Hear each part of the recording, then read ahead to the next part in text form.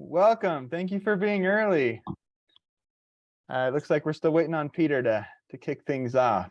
But I I'm just wanted to here. thank you. Oh, he is here. Never mind. Did you hop on right as I said that? Yeah, I heard you say that. Good timing. Right on. Nate, I printed off the agenda. I've got to run downstairs and get it. I'm working Okay. from home today, everyone. I've got a bad cold and I don't want to give it to any of our team. Nobody needs to be getting sick on our team. So I'm going to run downstairs and grab that. I'll be right back, okay? Cool. Sounds good. You can see look how I decorated my office here at home. Ooh, nice. Some of you may recognize the old family school binders up here. And then I've got the 4Ring kit over here. Isn't that fun? All right, I love it. I'll be right back. Awesome. Man, so many great people are on here. I love it. So many good friends. People we're excited to meet and get to know. Cannon family's here. Good to see you too, Nate. Crosley's. Hey, how are you, Jeff? Doing great. Excited for this LiftEd kickoff. This is going to be great. Oh man, Hey, we've Jeff. got a good agenda. We got a good agenda today. Jeff, do you have children in LiftEd? Yeah, we've got our oldest Andy right here. Look, she's so excited about it. Can you? Oh my goodness, she looks extremely excited. Yeah, we're getting there. We're getting. No, we're gonna have a good time, I'm sure. But yeah, this is really cool. This is so fun to see so many faces. Everybody's got their cameras on. Well, not everyone, but so many cameras on. I see some of our coaches. You're going to get to meet some of the coaches that your children will be working with this year. Such great people. And I think you had your get to know your class last week. So many of you met some of the other kids, some of the other students in your classes. Is that right, Nate? Yeah, you got it. Fantastic. Well, awesome. Let's go ahead and get started. Top of the hour. Thank you for being here. We've got 152 families on, and there are approximately 500 families that are participating in LiftEd for a combined total of just over 1,000 students in every state in the U.S. except for Hawaii. We do have some Hawaii families that are interested. We're hoping that we can put together a class for our Hawaii families. Not completely sure about that yet. We'll move to Hawaii and make that sacrifice so there can be a family in Hawaii. Okay. Yeah, who wants to move to Hawaii? You have to be in Hawaii in order to participate in the Hawaii group, right? Of course. I thought we had decided that that would probably be a next year or the year after thing, the Hawaii time. Perhaps. Okay. All right, we've got some of our coaches here. You all know Nate. He's here. He's been talking a little bit. He's the student success or student experience manager. April, are you here? April Mendenhall. She's the director of instructional design for AHS Worldwide, and she'll be sharing some updates about LiftEd here in a little bit. Is Bobby here? Bobby Gibson? Yep, I'm here. Okay. There's Bobby Gibson. He is the new production creative director of the studio, and he's going to give us a little tour of the studio here in a few minutes. And you're going to see the set that we're using to record our teachers for all of the content that they'll be experiencing during Explore Time. Then we're going to give a little LiftEd update. April's going to take care of that for us. Then you're going to get a math and language arts update. April and I will be sharing some information there. And then Nate will give you some updates about class time. So we've got Explore Time and class time. Everybody knows what class time is. We formerly called that Power Hour, where you get together, and then there's Explore Time. And Explore Time is what we do more independently, but it's not so independent on LiftEd. And so we have a few updates about that as well that Nate will share. And then we'll just turn it over to you. We'll do some more Q&A. We'll probably go to about 3:30 and cut it off at 3:30. So we'll hopefully be able to get through the things that we're going to share in 30 to 45 minutes, and then we'll have 30 to 45 minutes to do Q&A as well. Now, is Molly on? I love seeing where everybody's from. Did you ask them to do that, Nate? No, I didn't. Oh, Yes, yeah, I'm on. great. I'm on, Peter. Oh, good. I'm in Okay, your Molly. office. Molly, as always, is our faithful and effective support manager. We call her a family success manager, and she does such a good job. She'll be monitoring the chat and jumping in and asking us questions from time to time that you're asking on chat if needed during the sharing part of this webinar. But let me just tell you, we are so excited to kick this year off. It's going to be a phenomenal year. Things are really coming together. The studio's coming together. The LiftEd platform is coming together just in time. So many good teachers that we've hired that will be recording this content that your children are going to be participating and learning from. Just great teachers, great coaches. Nate's done a fantastic job of pulling together tremendous coaches. I see a few of them here. You're going to meet them. What else? Yeah, math, language arts, coming together really nicely. We have a little bit of a delay in language arts. We'll talk about a little bit later. But good things. Good things. Okay, first thing up, I wanted to just share that we do have a LiftEd Facebook group now. And I'm going to share my screen and pull this up real quick so you can see. You can just use your camera right now. You can actually just use your camera for this code. I know Molly's been asking me for this because many have been asking about it. But if you want to just use your camera, and you can use this QR code to go to the LiftEd Founding Family Facebook group. That's just one more place that you can have available to you to be supported. The support that you're going to get on this Facebook group is more from each other.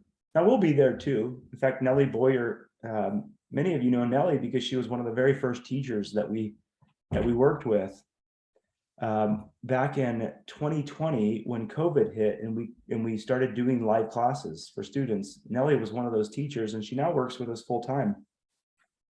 She's going to be doing a lot of support, a lot of social support. So she'll be there managing our Facebook groups. Nellie, are you here with us? Yep, I'm here. Oh, good.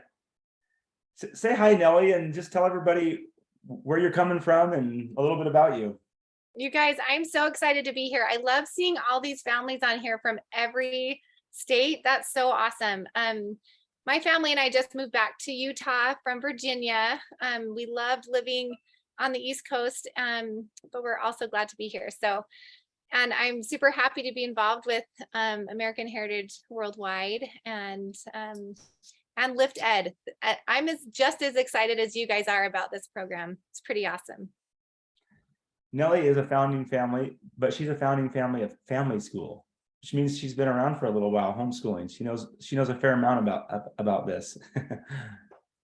We love Nellie, and she loves homeschooling. She loves the mission of American Heritage School. We're so grateful that we get to have her close. She just moved from Virginia, and so her family's close, and she's working full time as our engagement manager, and so she'll help with us on social. She's actually helping in many ways. She has a long job description, as do many of us, right? We wear lots of different hats, but Nellie's certainly no exception. But she is exceptional. Let's make sure we get that in there. Okay, Bobby, you ready to do it? You guys want to go see the new studio?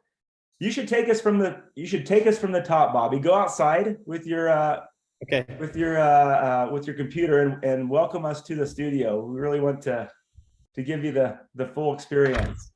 Let's You got go. HS Worldwide Studios. Can you guys hear me okay? Yeah, we can hear you.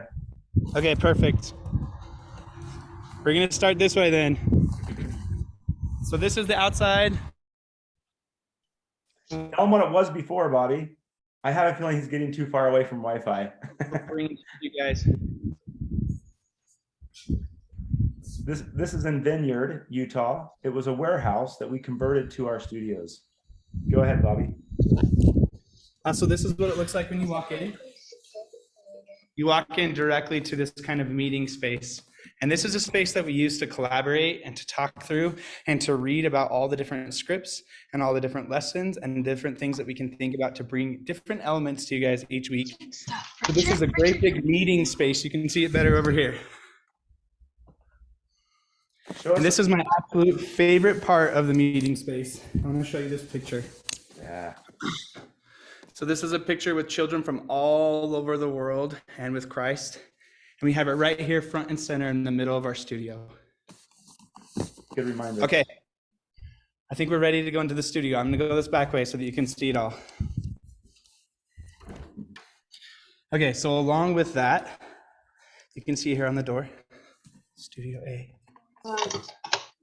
You can see here on the door, the first thing that our teachers see when they're on the set is this entire wall of students. We have photos of all of these students looking back at you. So every time the teacher is teaching, they can see each and every one of you looking back at them. And it's kind of just helps center the mission. Those are from you guys. You sent those a couple weeks ago when we were dedicating this space, and it was a beautiful dedication, beautiful dedicatory prayer by Elder Warner, or formerly Elder Warner, David Warner now. And that was the idea. Bobby got it. We want the teachers' attention on your children to remind them this. That's why they're behind the camera. Okay, so one of the main things that we wanted to really make sure that we did as we built up this set was to take you out of a classroom and to put you in different situations and kind of replicate some things that you would see in a home and different places that you could learn and kind of do different activities. So I'm gonna walk you through the set first. This is the set overall. Kind of see it all. This first section is kind of this area where you can sit down, think about where you'll sit down in this space and kind of read a book or tell a story. And there's this whole wall of different props and different things that you'll see us use throughout our lessons. And then a nice one, comfy chair for the teacher to kind of sit in and connect with all of you. Next up from there's this whole window seat area. And we have this really large screen that frames our window in the back. So the idea is that you can kind of cuddle up on this window seat with a book and go to all the different places and see different destinations from around the world through this window. Next up from there, you can see we're all set up with some plants. We have working on a lesson today all about having a garden. So you can see some plants here. And all those plants are kind of in this work table area. And this work table area is meant to have different projects active and to kind of just do different things and have project-based learning introduced into our everyday lessons. And then from up here, we have this nice little sitting space that we can use from different applications and kind of just work through different things. And then this wall right here, this is a smart board, so you'll see us draw on this. One of the most easy applications for this would be like a math problem, but really this smartboard can do many different things. You can draw on it. So you can see that we actually have a butterfly active, so it's not letting me draw, sad. Either way, you can draw on this and we can work through different things and show you different problems or pull up pictures or kind of walk through, more advanced. We were labeling a tree the other day and we labeled all the different parts of the tree and we were able to do that. So those are some of the things that you can see and expect from the studio, but I wanted to show you one little part. I wanted to show you what it looks like when we're actually in production and working. So I'm going to quickly reset. All right, go ahead. So I'm going to show you a little bit from behind the scenes here. So this is Shay. Say hello. This is back here. He's working the teleprompter, so you can see. This is Adam. Hello, everyone. And as you notice, we're getting ready to kind of work through some rehearsal for this section. So I'm going to let you see what it will look like and get a little preview of the lesson coming your way. All right, quiet on the set.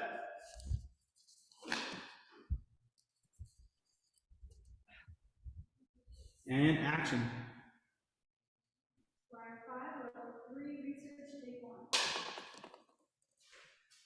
So you can see I can sit back here at this and see both of those cameras active and the cameras are working on it. Today, I wanted to try and create a little garden here in the studio. What do you think?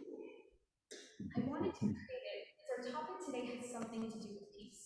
And for many people, gardens are a great place to feel peace. That's definitely true for me. For me, there's something very calming about a garden. It's quiet, I can slow down. I don't have to think about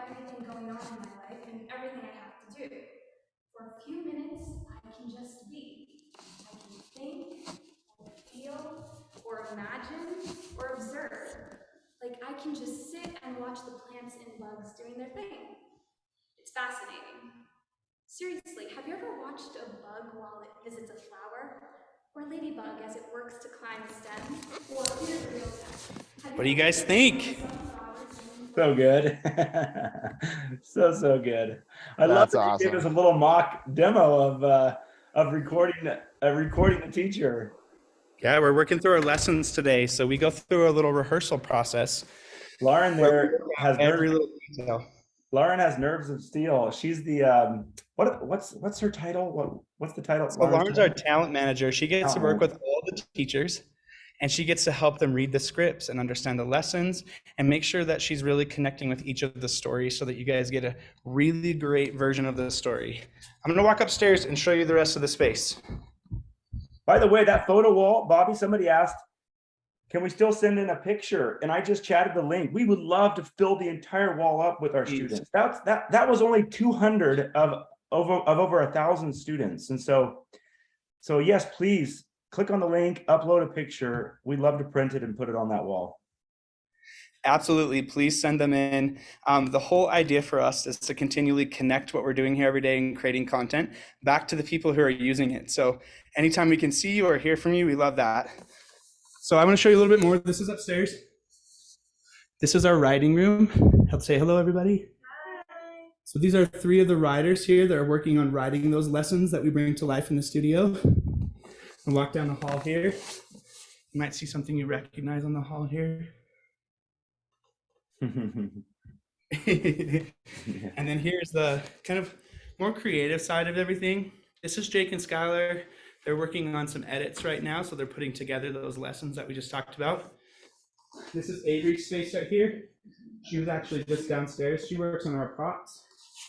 And she works on making sure that we have all the media and the elements that go into each of the lessons. And then Sam is the last space in here. And Sam's actually our graphic designer. So he's been working on pretty much anything visually that you'll see within the platform. He's had his hands on. Within the LiftEd platform. Yes. I'm going to walk downstairs and I'm going to show you kind of what all of those things come together. And I'll share my screen and show you a little bit of the sample videos. Hey, stop. Could you show them where math and language arts will be filmed? Oh yeah, I forgot. I'm sorry. Thanks for the reminder. That's okay. Yeah. When So this math and is- language arts gets to the point where it's ready to be recorded, it'll be a while. Like we'll have to refine that resource. That's what we're doing this year. But at some point we'll be filming teachers teaching math and language arts for all levels. And Bobby will show you this. Sure. So this is Studio B. Currently, it's more of a raw space. But just like we just did on the other side, we'll be building out this side as well. So we'll have a set that goes into this space, and we'll be able to bring those programs to life. The whole idea really with this second studio and second space is to give us some different situations or some different, places to work or bring a lesson to life for you. So we'll have some different setups in here than we do in the other space, and we'll be able to tell both of those stories. All right. I'm going to sit down at my computer here and share my screen. I'm going to show you a little bit more of what that looks like when we finish a lesson. I don't know if you've noticed, but the artwork throughout the whole, if you caught it, did anybody notice anything about the artwork? Has anybody noticed a theme of the artwork throughout the whole space? You can just unmute and share if you've noticed anything that's consistent with the art. It's the images of Christ. They're all images of Christ. Yep, Christ. But With even more specific. Christ children. Yes, there you go. Well done. Christ with children. Every picture is Christ with children. And Christ with children of all races, from children of all around the world. That's the beautiful thing. Well done. Peter, can you enable me to be able to share? Oh yeah, of course. Go ahead now. Perfect. Let me get this set up so you can see a little bit more.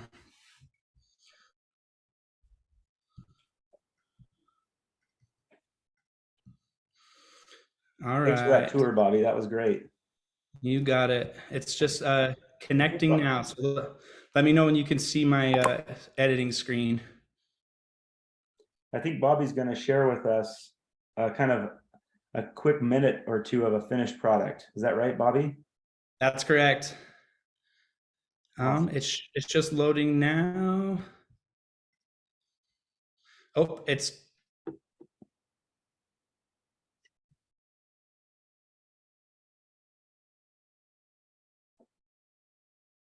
Did we lose Bobby? I think we may have lost Bobby. Bobby, come back. That sounds like a song. Bobby, come back. I have a cat named Bobby.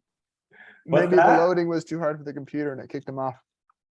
I have a cat named Bobby. Oh, let's see it. Grab your cat named Bobby. This is a perfect time. it looks like it kicked me He's off. at my grandma's house in St. George. Oh, darn. Yeah, Okay, we are got, you back up? yeah, you're here. Okay, perfect. Can you guys see my screen? Kind of. It's pretty fuzzy. Yeah. Hey, when you shared, did you check the 2 boxes in the very bottom? Okay, so you know that little Yep. trick. I think the internet must be upset or something like that. Let me know if it gets a little better. It's starting to get a little clearer. Yeah. Okay. I'm gonna switch to this other network and see. There we go. It should be pretty clear now. How's that? It could be me too. So go ahead. Okay, perfect. So this is what it looks like after we take that footage that we just showed you where we're creating in the studio. This is an editing program, so you can see right inside where we lined up all these different clips right here. And I just put together a quick little montage of some of the teachers that will be part of the platform. So I'm gonna get this started. And how long we've been making this video. Hey, did you know I'm making a video in a big room called a studio? And I have lots of friends who are helping me. There are directors, cameramen, editors, writers, and me, the teacher. We're all working together to make these videos for you to watch. Ta-da! A timeline. Timelines are awesome. This is the timeline that we made here in the studio. The directors, cameramen, editors, writers, teachers, we all helped put this timeline together. Do you know how a timeline works? Basically, we put events from different time periods on this line. That way we can see things that happened in the past and things we hope will happen in the future. Have you ever felt overwhelmed in your life? Like there's just too much coming at you all at once?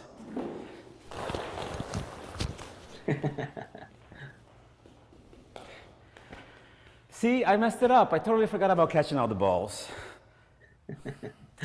See, it's not a good day for me. Maybe you could find someone else?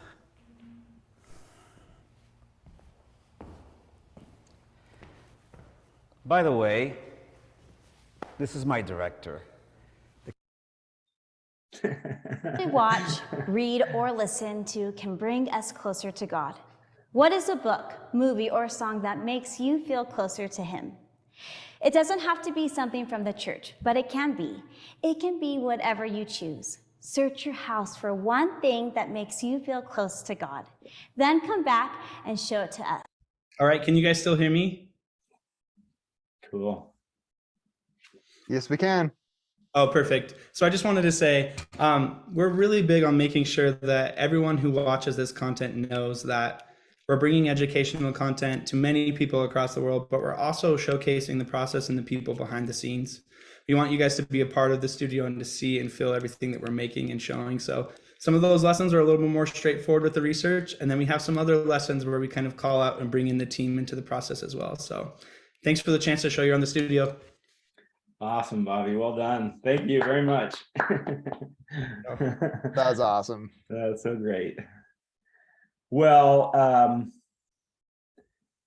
I love that last part that you shared, Bobby, and it just reminds me to share with this group how important it is for them to understand that they're pioneering something new. That content might have been pretty familiar to them, but the way that they're going to access the content on this platform, LiftEd, all of it's being designed for a worldwide audience, right? All of it's being designed with family education centers in mind. And so they might not feel that it represents them very well, but they have to remember that they're creating something here. Like, you have to remember that you're a part of something that is going to serve families all around the world. And so that's the diversity in teachers.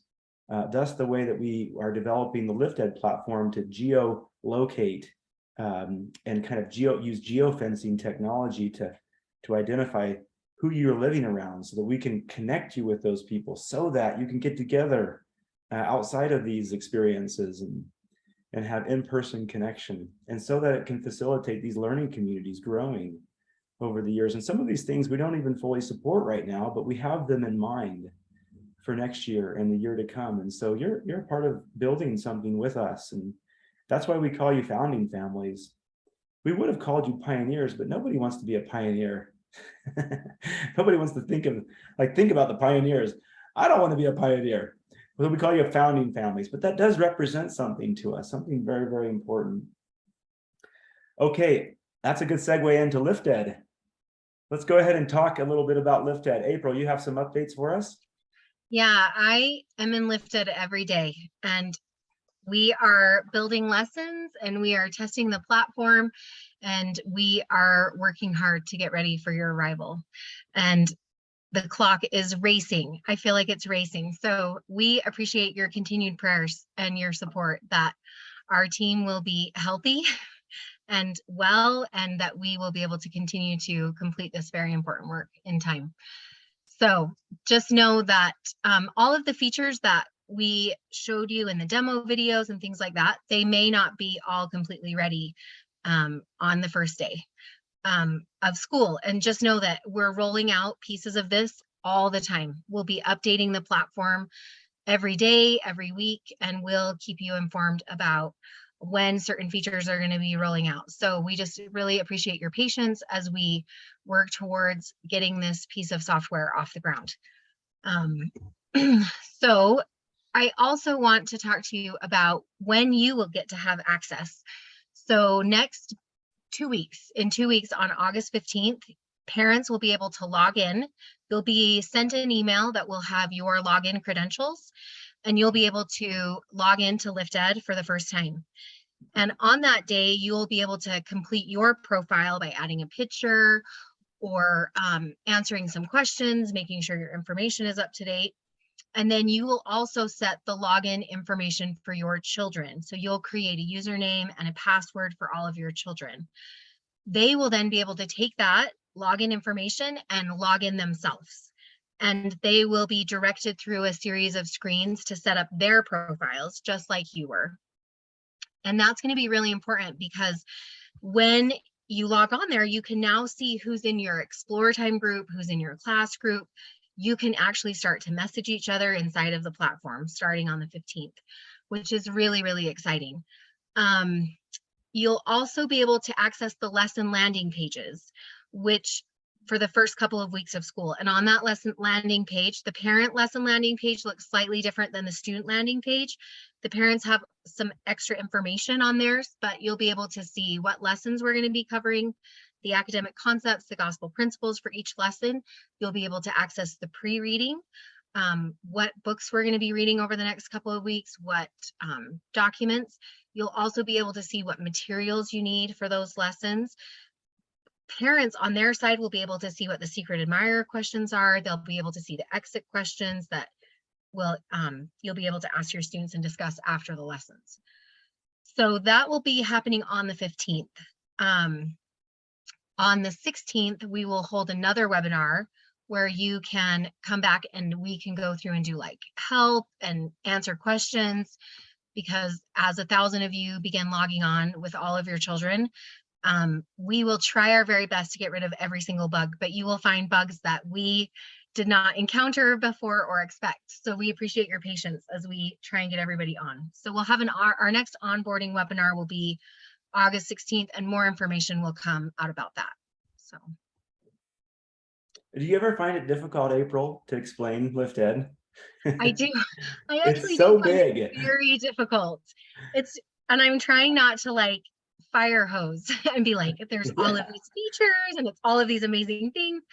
I'm trying to preserve some of the excitement, but I do want you to know what a joy it is to be in LiftEd and to be working on this tirelessly. In fact, I was up really late one night, working on it way too late, and I lost some of the data that I had been working on. And I was like, this is Heavenly Father's way of saying, you probably shouldn't be working that late at night, constantly on LiftEd. But just know that we're working around the clock to try and get things up and going and to make this as bug-free and as pleasant of an experience as we can make it for you for this pilot version. So. Yeah, LiftEd is so much bigger than we can explain. Because if we really did explain it all, it would almost lose its luster, right? There's something about the surprise that your children will have as they use LiftEd for the first time, and as they experience it over this year. So many things that we've talked about will be forthcoming. They won't experience some of the things the very first day. Every 2 weeks, we'll be releasing an update of LiftEd. For example, let me give you one example, actually, because I think it's important. We talked about this idea of creating a community and trying to do our very best to create what students have when they come into a classroom in person in a virtual environment. That's the tricky thing, is trying to create this connection, this real live and authentic connection and community of learners in a way that in-person connection has. You'll never do it just as well, but we can really get down the road using technology the right way.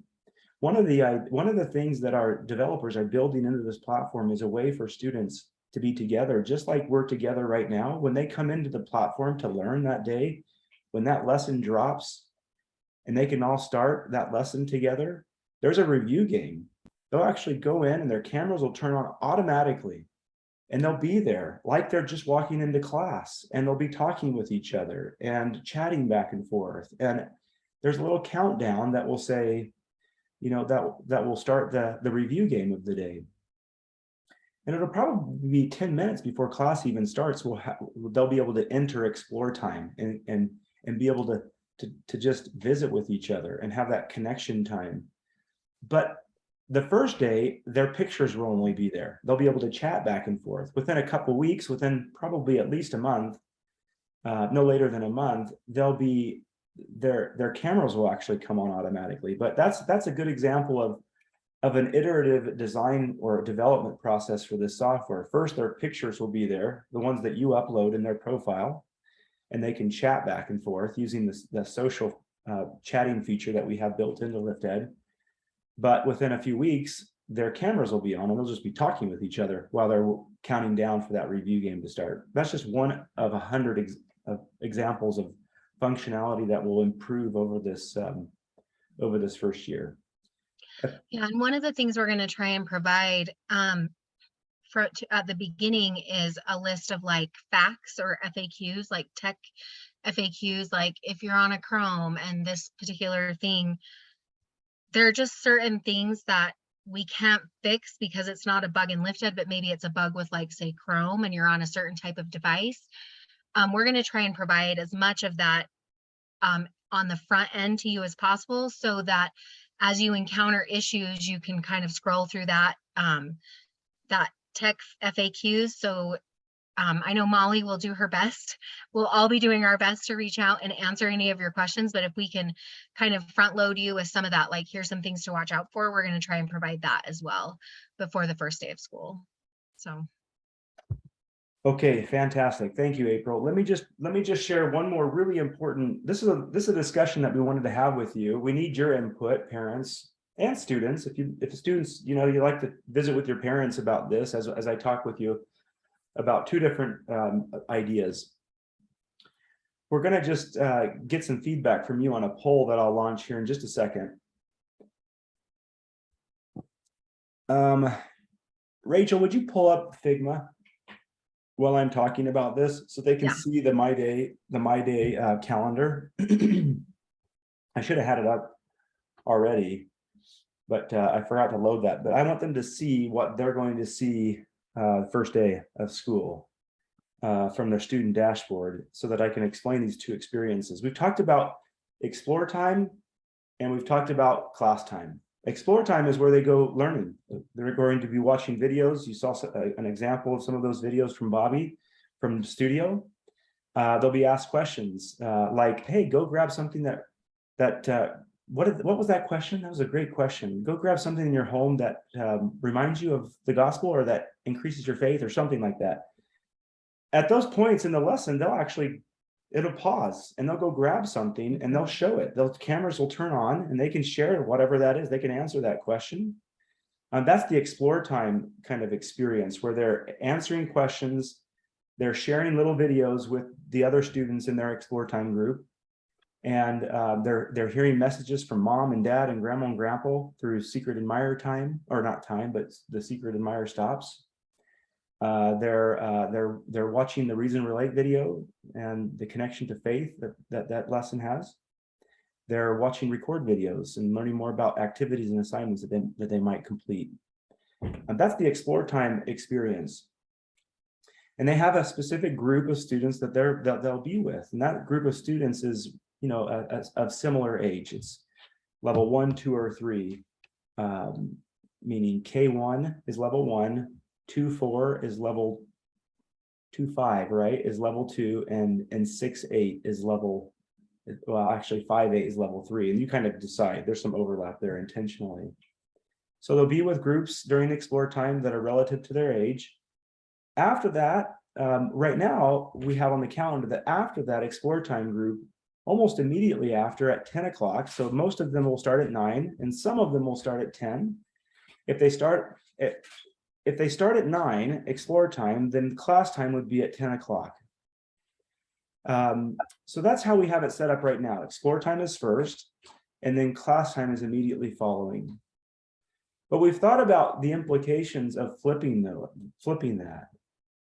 And having explore time at 10, and having class time first.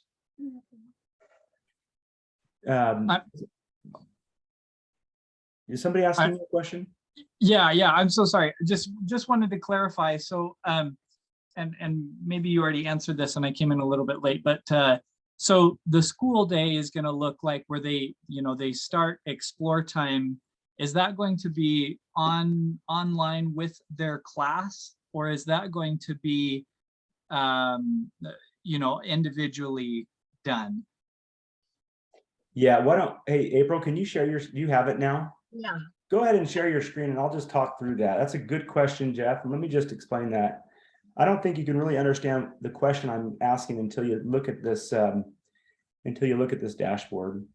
This is a good example of the dashboard that she has right here. When the student logs in, they're going to see explore time on their schedule for the day. They click on explore time. Go ahead and click on explore time, April. This is not you want me to? Yeah, go ahead and play it. Yeah, go ahead and play it. Just click play in the top right corner. I don't know if this one's wired because this is the new one. We won't walk through all of it. If it's not, it's okay. It's not that big of a deal. But if it is, that would be nice. Anyway, the first thing they see on their calendar right now, at least what our intention was, to have explore time for about an hour. Now, most of the students would finish up in 30 minutes. You could finish up faster. You could take longer. It really depends on how much exploring they do. There's opportunities for them to learn more content. If they watched more videos from their explore time group, it might take them longer. If the parent and grandparent and dad and friends shared messages for them, it might take them longer to do that as well. So explore time is a time when they're learning, is their learning time. And they are with a group of students, they're similar age, of their same level. Then during class time, we talk about what they learned. We answer questions that they might have. Specifically this year, we're going to be focusing more on what they're doing. That's going to be one of the most significant differences between everything we've done previous to this year and this year, is that what the coaches are going to be doing with those students this year has a lot to do with acknowledging them, recognizing them for their work, working through something with them, getting them to showcase, their work, getting them to reteach content. And so it's going to be very much focused on the record assignments and activities, the projects. They're still going to do all the fun things that they've always done. But the real emphasis in this class time hour will be on the work that they're doing or the work that they've done. And so we thought, if that's the case, if class time is going to focus on their projects, their reteaching, them talking, them discussing, then would it be better for us to have class time first at 9 to talk about the lesson that they studied together the day before, so that they have time to complete one of the record assignments or to work on one of the record assignments? If showcasing their work and focusing on their work is a priority, then perhaps we have it backwards. Perhaps we need to have explore time at 10.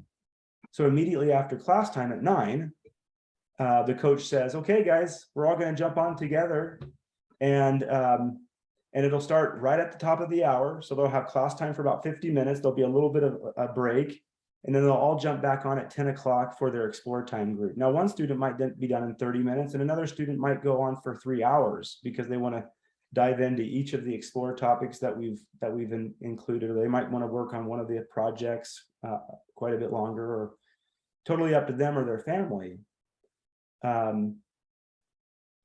Anyways, does everybody understand those two options?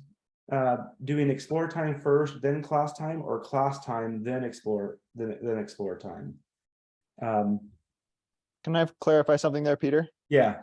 It took me a second when you first asked in our meeting before this webinar, but just to clarify, if we did do class time and then explore time, the explore time that comes after that would be the lesson we would talk about in class time the following day. Yeah. That's one thing to clarify. And so you'd basically have almost 24 hours, I guess 23 hours to do your explore time before hitting class time again. But the most rich experience is going to be if all of the students do explore time together. I just want to point that out because of certain features and interactions that we're building into the lessons. The students will be able to watch each other recorded videos. The students will be able to record a video answering a teacher's question, and they'll be able to see their classmates. So if your child is logging on later, there may not be, do you know what I mean? Like everybody else will have already recorded or something. So that's one of the difficulties by not doing explore time first, by doing it later, then not everybody will be there together. Yeah, the thought that we had was, should we push you into explore time at 9 so that you go together, or do we pull you into explore time by making it so connected that they want to be there and go together, and do it after class time so that they have as much time as they want to learn?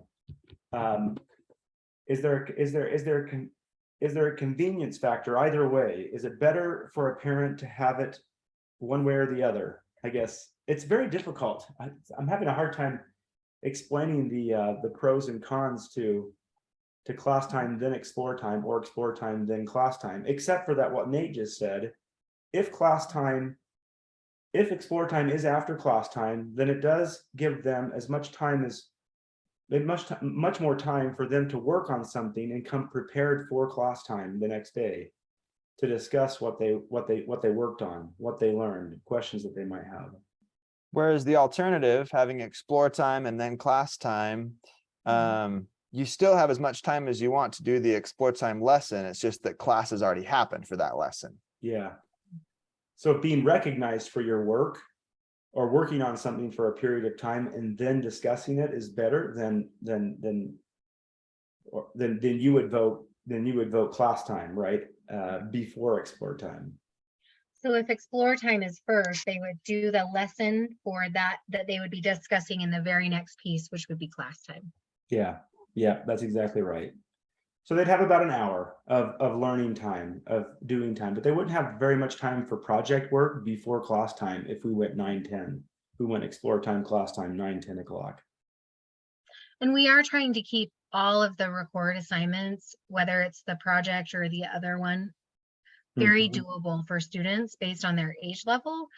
So I'm not imagining that these are, I hesitate to use the word project because as a mom, I just go, the poster board, the glue, the sticker, you know what I mean? Like the anxiety goes up. I get it. I'm a mom too.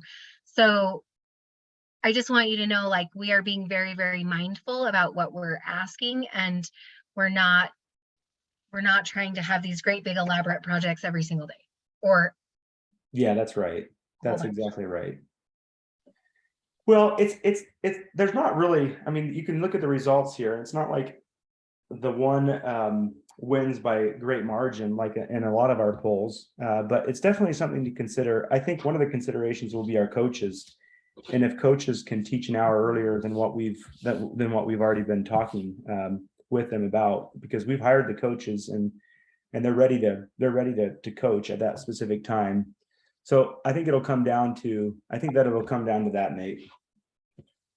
It's very possible we could flip it during the year too. I mean, everybody's planning on generally a 9 to 11 kind of a school day for LiftEd. And so it's very possible that we'll try one method and then we'll flip it and just see how that goes and let the students kind of weigh in and see what they feel best about, and let the coaches weigh in and, oh, I got a lot more response when I did it this way versus the other way. And that's one of the points of having a pilot year like this is giving us the opportunity to experiment with really important pieces like this. We can talk about what we like all day, but really when it comes right down to it, what's most effective for the student and for learning, what encourages them to do and to become. That is really the focus of our class time this year. Is we really want students not just having watched some videos and coming to class ready to have fun. It will be fun. It always is fun when we get together with these coaches, but we felt that there's not enough doing in Power Hour. There just wasn't enough focus on what they're becoming. And if we look at the mission of American Heritage School, and we think about all that we want students to become in that mission, it's not enough just to learn something. You have to do something in order to become. So learning plus doing is what helps learners to become to become more useful in the hands of the Lord in building the kingdom of God on earth, to increase faith in and knowledge of the plan of salvation, to develop a love, understanding, and appreciation for America and the founding fathers, to develop the basic skills to make self-education a lifelong pursuit. If those are the things that we want students to become, then we have to make class time more about what students are doing or what they've done, or less they don't become. Okay, enough of that. Let's move on. Thank you. That's very helpful. Math and language update. Back to you, April. Let's start with math. So math is rolling right along. We will have the first lessons ready to go live. They're actually in the background. We're working to get those uploaded and ready to go, but they will go live on August 15th. So be checking back for that. I do want to show you on the Family School site right now, what you can access is the scope and sequence. And let me show you where that's at. Sorry, I should have already logged in. Do we have any place where you have the logos online? Because they did that survey. I forgot about the logos. I don't have the logos I online. wonder, Oh, you know what? I do have the math logo on the math scope and sequences. That's true. So let me just show you where to find those, and I can show you the math logo. It's not that important. I just thought it'd be fun. So here's your Family School dashboard. And then you'll see Math K8 pop up. When you see this pop up, it's ready. And then we have all 8 levels. And then I'm just going to pick a level. And I actually have the lessons, but what you can access is over here on the More button. And you can access the scopes and sequence. So you can see all of the domains. So we have 5 domains in math, and then the standards that the domains are divided into. And then we have lesson numbers, the essential skills, and then each one has a title. So this is the black and white version of the logo, but so this is, every level has this, and it goes through every essential skill your child will be learning over the course of each level. And each level varies a little bit according to the number of lessons, depending upon where they're at. Like kindergarten does have algebraic thinking, but it has a lot less algebraic thinking and very heavy on the number sense. And when you look at level 8, it has number sense, but it's a little bit lighter on that and very heavy on the algebraic thinking as we're on the continuum of math. So these are now available to you. So you should, if I understand correctly, you should be able to see this button. Or Peter, do we need to at least publish this button so that they can have the landing pages with the scope and sequences? I'm not sure that it's, we have an opt-in for math and language arts. So this pilot will they'll only see that if we put it on their account. And I'm not sure that I've ever given that to James. He may have, it may be on everybody's right now, and it'll come off based on that opt-in. But I'll just chat that right now, just in case you want to have access to this free math and language arts program. Then you can opt into it here at familyschoolonline.org. And if you're not familiar with Family School because you're new, or you're one of our families in Boise, I should have mentioned we have families that are attending Legacy Academy in Boise. We have families that are attending a little cooperative school in Omaha with Angie Glad. We have a school in Ghana that we're supporting, maybe even one in Guatemala. And I don't believe any of those families are on with us, but so they're families from all over, and they're coming to us with varying levels of history and experience with Family School. Family School is the parent-led homeschool resource of American Heritage Worldwide. And Family School started 10 years ago. Every LiftEd family has free full access to familyschoolonline.org. Molly can help you if you're unfamiliar with how to access that and how to activate your account. Then M. Riemann, Molly, if you just chat your email or maybe the link to contact you in chat, that would be helpful. But math and language arts, those will be added based on your opting into it. So we won't show it to everyone. We'll just show it to the people who say, I want that, and I want to pilot it with you. So that's another pilot another really big pilot that we're working with this year is the K-8 math and the K-8 language arts program. So this is a typical math lesson. You have your practice key, you have your practice, and then your practice key, the vocabulary. And then the vocabulary is in bold throughout the lesson. It follows the traditional Family School pattern as we have the gray boxes. We do not follow research, reason, and relate for math. We do start out with a math in my world. So how does this math concept connect to the greater world? And then throughout the lesson, there are great examples. We've tried to be super clear as we're writing the lessons so that any parent should feel confident in being able to study this and then help their child understand the material too.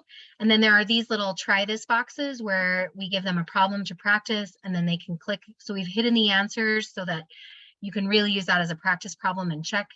And then at the end of the lesson, we have a sum it up. So we're tying it all back in together. So that's the typical format. This is level 4.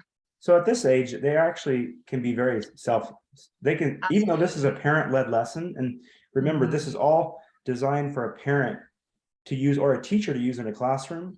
The student-led version will be much different, video rich and very similar to what they're experiencing on LiftEd this year. But this is the parent-led version, although at level 4, level 5, students can be pretty independent. They can read through this lesson on their own and work through those problem sets and those sample questions. Yes, exactly. So the lessons will start to be available on the 15th, and we will roll them out one domain at a time. So we are pushing to finish number sense and have that published for you by the 15th. And then we'll release the second domain about a month after that, maybe a month or two after that, computation and estimation. And we'll just spread these out throughout the year. And so we're also going to be adding assessments as we go. That's something that's a little bit behind, but you will have access to these lessons. Okay, very, very good. Let me just share a quick update on language arts. I mentioned at the beginning of this webinar that unfortunately language arts will not be releasing when we had anticipated. We're not far behind, but we have had a tremendous number of obstacles with language arts. We feel so strongly that this language arts piece is so important for the broader mission of American Heritage School. It's evident, and it just feels evident in the amount of obstacles that we've had. Our project manager has had some health, some pretty severe health trials that have delayed some of the development and some of the team development, and it's just not wise for us to push to try to have language arts. It's coming along. We probably do have several levels that we could launch on the 22nd or 15th, I guess, is when we're going to be publishing math. But we've decided that we're going to wait until the end of October. So language arts will be piloting this year as well. It just won't be piloting from the beginning of the school year. That will give us the time that we need to really make sure that we're doing this right. We have enough of every level to be able to, for that to be substantial enough for a family to really get in and work on it and get as far as they want to, but not get too far without us being able to stay ahead of them for the rest of that year. Anything else that you would add, April, to that? Just that we are still working and moving forward with language arts, and the language arts scope and sequences will be slowly becoming available this year. And I do want to share with you what those look like. It's the same thing on the cards on the course library. For those of you that sign up, you will have the language arts card will be made available, and then you'll pick your level. And what you can look at right now is the language arts curriculum framework. So this shows you all of the standards that are covered. This is 4th grade, level 4. So this shows you all of the standards we'll be covering throughout the year. And then the other thing you can look at is the scope and sequence. And these are a work in progress. Like for this first, we have the first unit already mapped out. So you can see the domains are, we have 3 domains in language arts, and then you can see the standards and the essential skills that they'll be covering in the first 20 lessons. And at the bottom of this, it also has the book list because of Winn-Dixie, and all of the books, even though we don't have the standards ready to release yet for each unit, we do have the names of the books, and I'm slowly putting in the ISBN numbers and trying to populate all of that for you. So this is also coming, and it will be available for you as well. That's really helpful, April. I didn't know you had that posted yet. So at least at minimum, It's they a can work see in what's progress. coming. Yes, just know it's a work in progress, and not all of these are posted yet. I'm still working on getting the rest of the standard documents prepared. So, but they're Good. coming. That's very helpful. So we want to apologize that we're not able to deliver this when we said we would. We also understand that we're building a lot of new things this year, and it didn't surprise me that there would be one of these that would be difficult for us to not deliver on in the time that we thought. It's just a mountain of a project. Language arts is so much bigger than anything we've ever, well, to do it right, to do it comprehensively. There are a lot of language arts programs that have that are spelling programs. All About Spelling is a really good example of one. Or IEW, right? A great writing program. But to create a comprehensive language arts program that includes every discipline of language arts, from spelling to phonics to writing to reading to grammar and on, it's proved to be much bigger than what we had anticipated. But we want to do it right. We have to do it right. If there is one resource that is going to help us to move the mission of American Heritage forward, it's the language arts resource. I was talking, Angie Blatt, are you here? you know Angie, many of you know Angie, but she just kind of said, we were talking about language arts, and we were talking about the work we're doing in Ghana, and we were talking about the work we're doing in Guatemala right now. In fact, we have a full-time hire that we just hired who's in Guatemala right now at this specific group. And he sent me a picture yesterday. He sent me a picture of a family. He sent me this picture. Isn't this the cutest picture? This family got baptized yesterday in Guatemala, and he attended that baptism. And it's a group. It's not we're working with a group that's working there in Guatemala and doing some really exciting, innovative things. Education is just a piece of, it's our whole thing, right? But it's just a piece of their thing. But they've noticed that where education goes, the gospel grows. And language is the barrier to all of that.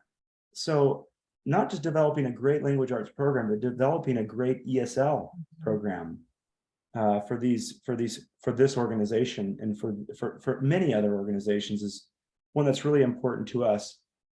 And as these learning communities grow, it will attract families of other faiths who want a good alternative to public education. And because of that, it will be a gospel tool.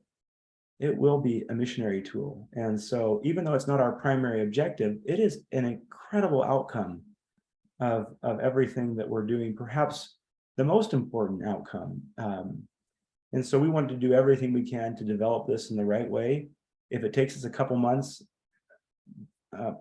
hopefully that's okay with everyone, for us to make sure that we're not getting too far ahead of this or launching too early. Anyway, thanks for your support. And that's the update on math and language arts. Okay, last up is, yeah. Can we just clarify, there's been some confusion about the difference between family school math and language arts and LiftEd math and language arts. That's what I'm seeing a lot in the. Oh, good. Yeah, I'm glad. So yeah, so family school is the parent-led or the teacher-led math and language arts program, much like all family school courses are parent-led. The reason we're launching it on family school is because then we have hundreds of teachers telling us this worked, this didn't work. Before we spend all the money to hire teachers to record content in the studio. So LiftEd is student-led, family school is parent-led. So we'll refine, improve, hopefully perfect the resource to a point where we feel very good about then adapting it for a student-facilitated learner, for student-facilitated video-rich learning. So we don't want to invest the money in producing the student-facilitated version until we've really proven the parent-led version. And so that's the point of it this year. This year will be exclusively in family school as a parent-led resource. And then next summer, we'll start, maybe with math, even next January, February, we'll start producing videos of the early lessons that families have worked through and given us feedback on for each of the levels from August through December. Okay. The last update is going to come from Nate. Nate's going to give us a quick update on classes, coaches, times, maybe age groups, those kinds of things, and then we're going to meet some of the coaches. All right, awesome. What the students want to do anyway. Yeah, I'm excited for that part. Number one, can I just say I'm so excited for LiftEd this year. I'm so excited for August 22nd. It's gonna be awesome. And it's it's well worth all the spreadsheet learning curve I've been going through as I've been trying to put you all into the right group geographically and by ages and figure out the time zone changes and all that fun stuff. And so thanks for your patience with us as we do a lot of things manually this year while they're still building the software that's going to do it automatically in the future. As far as the wait list goes, if you're still on the wait list and you haven't fully registered yet, I wanted to let you know we'll be sending out a text to you with a short video from me that'll just explain where we've still got some wiggle room and some availability for you. And roughly the time zones that are open to you. The good news is that we crunched the numbers, and if you're on the wait list, we should be able to fit everyone that's currently on the wait list. So we're super happy about that, that we'll be able to have you guys with us, and we have space to make it happen this year. Let's see. Anything else with times and coaches and classes? We're still in the process of finalizing those groups. For our waitlist people, just want to let you know, if you'd like to start class with us on August 22nd, I need to finalize those groups by like Thursday this week. And so that's roughly where we're at as far as being able to give those groups to the software people so they can go ahead and get everything set up so that you can create your account so we can get rolling. Let's see, what else? Was there anything else you wanted me to answer, Peter, before I jump into introducing coaches? Only one thought that I had was some of the classes have a little bit larger age range, right? Like we've adjusted the age range because they're like on the East Coast where there's not as many families. Yeah, thank you. To explain that, in the Eastern time zone and the Pacific time zone, the two extremes in the States, our level 1 and level 2 will be together for class time this year. Level 3 will be by themselves, and in Mountain Time and Central Time, we'll do class time by level. But in Pacific and Eastern time zones, we're going to have to do our class time with level 1 and level 2 together. So that'll help it feel a little bit more like Power Hour used to. Once all your friends join LiftEd next year, then we'll be able to do it by level for class time as well. So in those time zones, in those two time zones. Yep. And if you caught that was really good, Nate, to compare it to Power Hour last year, because that's what it was, right? Level 1, level 2 was what we were doing last year and the year before. And so it'll be the same as that. Whereas when enrollment climbs, we're going to have, we're going to split those up into level 1 and level 2. And in Mountain and Central, we've been able to do that this year. Yeah. So it's exciting. What Before was that? Hi, before you move on to the learning coaches information, there's a couple of questions about how they know their class times. Is that when they log into their dashboard, is there somewhere they look that tells them for their time zone? Because some people are in the time zone that is, their actual time zone, that's their class as well. So they will get the 9 and the 10 a.m. drop, but other people aren't in their correct time zones. And some people who are joining later are going to be in different time zones and probably don't even realize it at this point because they were from the wait list. So they want to know, how do they find out their class times? And they also want to know, Arizona doesn't participate in standard time, and they want to know how that works. Yeah, I'd be happy to answer those questions. So the first one is, if you were never on the wait list, if you signed up before that time period, then you for sure will have your times at 9 a.m. and 10 a.m. for exploring and class time. If you are on the waiting list or you were on the waiting list, then we can't guarantee that just because some of the time zones filled up. And so after this week is over, I'll send out an email to let you know exactly which time zone I was able to put you in. Remember that I'm sending out a video to those that are still on the waiting list to tell you which ones are still available before then. The goal is by the end of today. But yeah, after this week is over, I'll be able to send out an email with kind of the finalized times for anyone that was on the wait list or is currently on the waiting list. As far as Arizona is concerned, because they don't do daylight savings time, when Utah is not on daylight savings time, they'll have their times at 9 and 10 a.m. just like the rest of the Mountain time zone. When the rest of the Mountain time zone is on daylight savings time, then Arizona will be aligned with the Pacific time zone, and that's the time that they'll be jumping on, but still with their same groups. Does that answer all the questions? Does that answer all the questions you asked, Molly? Hopefully it does answer for those who have questions on that. And I was busy answering people. So did you say where it is on their dashboard that they're going to be able to see, or maybe April knows where they're going to be? That's a good question. April, do you know the answer to that? Well, it'll just be on their My Day. when they look at their calendar, it'll show when their class time is and when their explore time is. Okay, so if they want to change time zones, is that going to be something they can do from their dashboard or levels? No, it'll be done manually. So they'll request that. Nate will look. It'll be a request that comes in, and you'll probably manage that, Molly.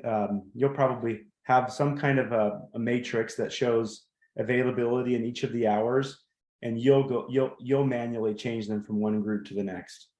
Okay. If there's availability, and if there's not, you'll just say there's not right now, but you'll have a list, and as a family might drop out or something like that, or move to another class, then maybe it opens up some availability there. But that'll all be done manually this year. Next year it'll be done. They'll do it. Yeah. Next year they'll be able to go to their profile, click on a drop down. It'll show them the availability in all the classes that we offer, and they'll be able to move their family to another class if they want to. And if they want to do 7 and 8 o'clock, then they can jump on with the Eastern time or something like that, right? Okay, that sounds perfect. Now, a lot of the questions that they have, though, are whether or not the classes are going to be recorded. And live classes, they are not recorded. So if they do not participate live with the rest of the class, they have missed that part of it. But the study group material, which is Explore Time, that will be available continually after it drops.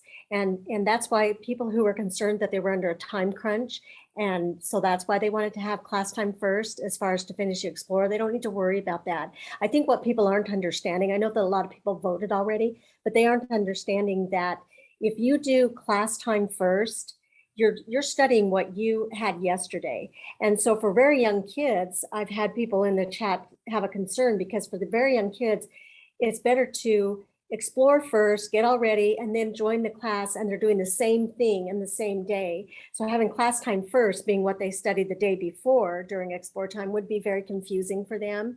So I know that they voted, but I don't think people realize that what they're doing is they're changing it so that they don't have the same lesson on the same day if they have class time first. If they have Explore Time first, they're exploring the lesson, learning the material, then they're having class on that material.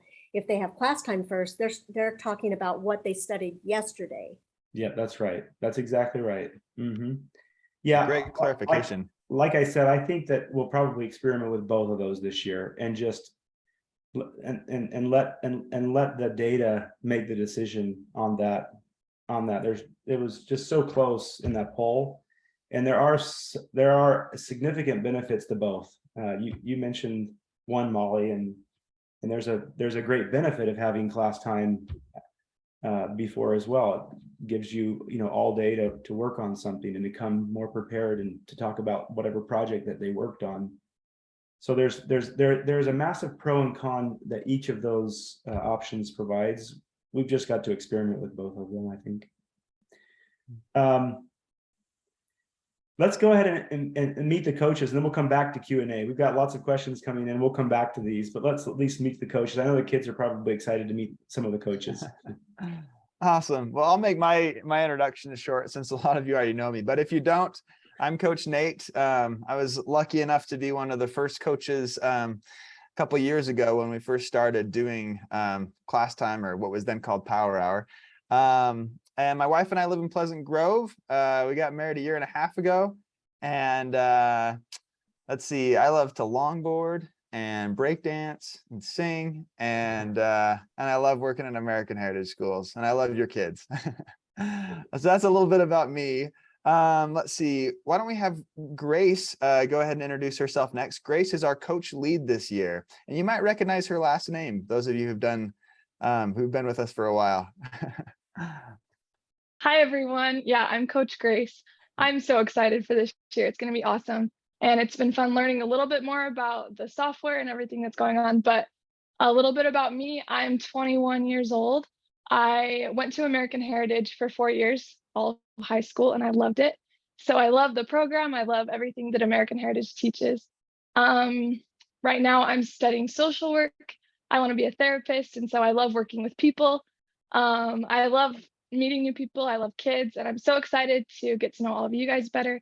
It's going to be an awesome school year. You have to tell them who your dad is too, because they all know him. Yeah, my dad is Rule Haymond, Mr. Haymond. So a lot of you probably know him from some of the lessons the past little while. He's awesome. He's a good guy. Yeah, he is. Thank you, Awesome. Grace. Janaea, why don't you go ahead and introduce yourself next?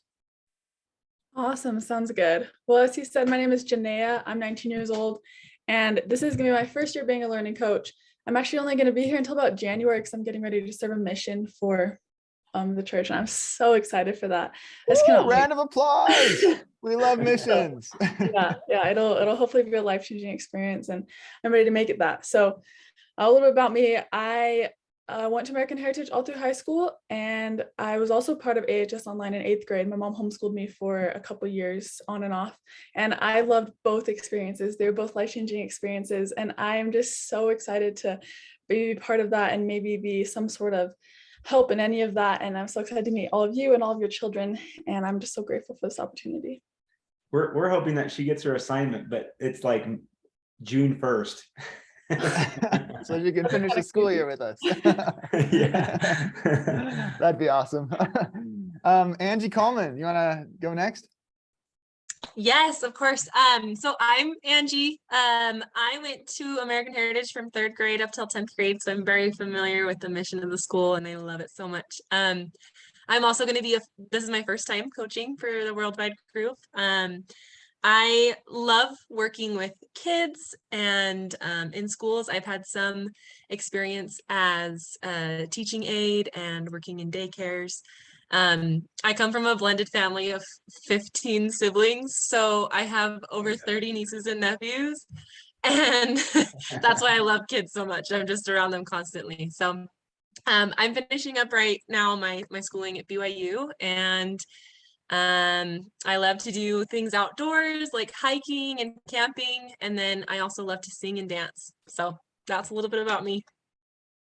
Wonderful. Thank you, Angie. Aren't your coaches awesome? They're so great. Awesome. These aren't all of your coaches. They're just the ones that could make it today. So we have more coaches you'll get to meet once class starts. So we're really excited about that. I'd love for you to write an adjective that came to mind as you listen to each of those, a consistent adjective that came to mind as you just listened to each of those coaches. In the chat? Yeah. Was that what you're saying? Yeah, they've got it. They're doing it. Okay. Yeah, light. Gigi, that's the one that I thought too. Just so much light.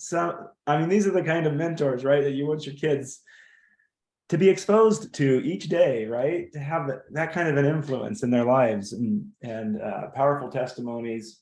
Such good people. Nate, you've done a great job at finding awesome coaches. You're a good example of that. So, well, thanks. It's been an answer to prayer. I've been praying pretty hard. So grateful God sends us awesome people. One thing that's important is most of you will actually have a time during the year where Coach Pete and Coach April and Coach Deanna and Coach all of us are going to participate in coaching once a week. I think it's every other week, right? Each of the people on our leadership team will be taking a turn to coach. I just felt so strongly about that. I personally loved the year when Dr. Pablo and we had so much fun together coaching that first group of Power Hour students.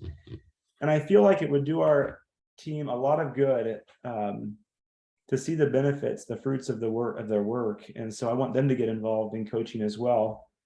These are your primary coaches, some of them. I think you're going to be hiring another one. Is that right, Nate? You'll have another full-time coach or part-time coach. Yeah.